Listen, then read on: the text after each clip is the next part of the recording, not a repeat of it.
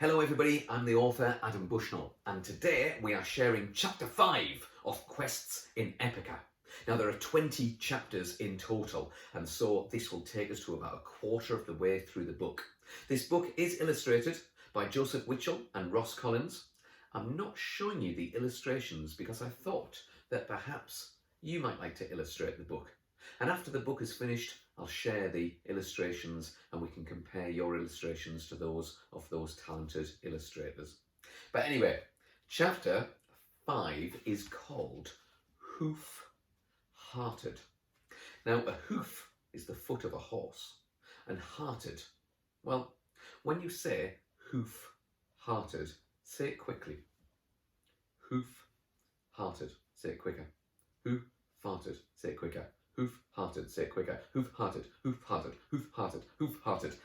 It sounds like hoof-hearted. Now, my publishers at the wonderful Caboodle Books, they said to me that I wasn't allowed to call the horse hoof-hearted unless I could prove that it was a real horse. Guess what? Hoof-hearted is a real racehorse from Sunderland.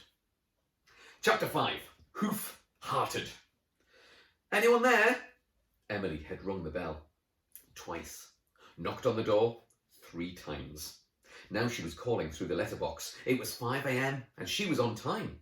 Suddenly she saw a sight that she would never, ever, ever forget. She saw Mrs. Hackingbottom waddling down the stairs in a short 90. If I was to describe this true horror to you here, then you would instantly faint. And you would probably wake up with white hair. And never sleep again, and be sick. A lot. So instead, I shall paint a small part of this scene in your mind with some carefully selected adjectives. Hairy, warty, mottled, vast, globulous, blotchy, and wobbly. Emily gasped and stood quickly. The door opened and the full body portrait was revealed. What? What do you want? Screamed the teacher. It's me, Miss Emily, from school for my detention. Yes, she grinned. But next time, just start. You don't need to wake me. Okay.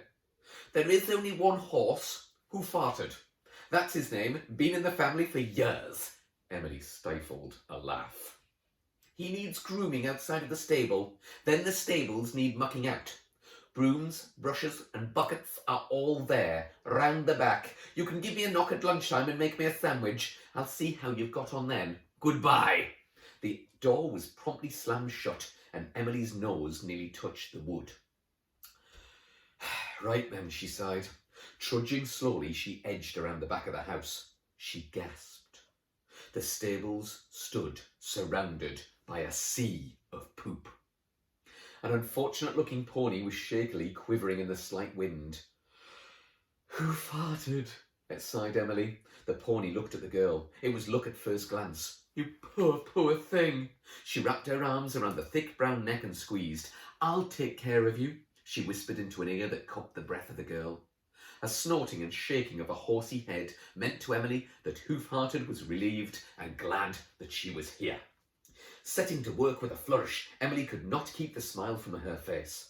She had begged her mother for a dog, a cat, a rabbit, a hamster, a goldfish, a stick insect, a giant African land snail, and even a fly. But no had been the repetitive answer. We live in a flat had been the reason. And yet here was Emily, spending her Saturday looking after a horse.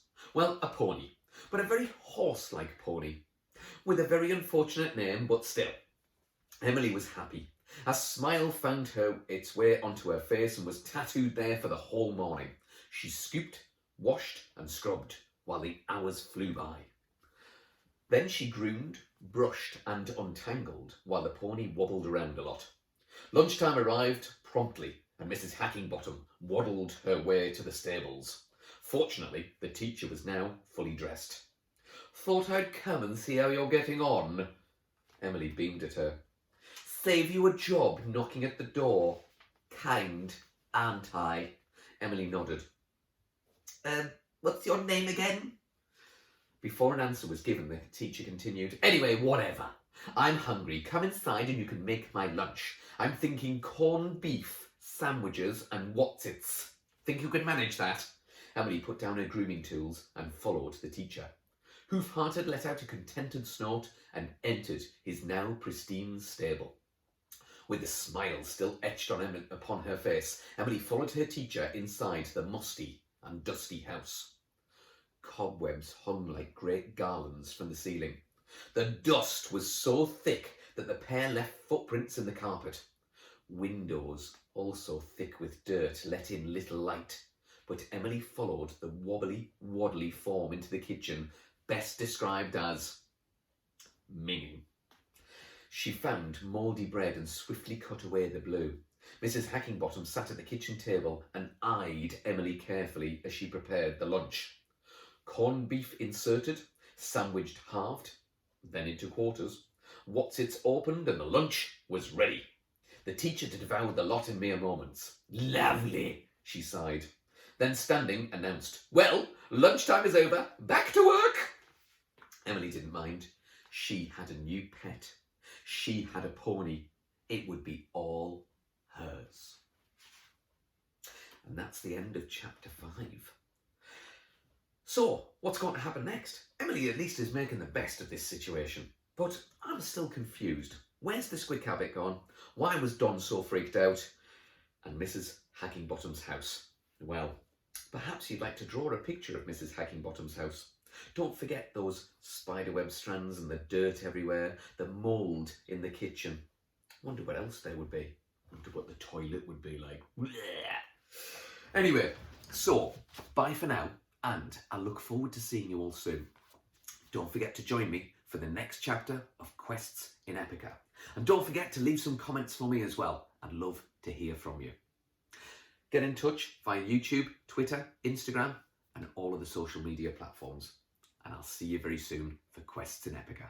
Bye for now.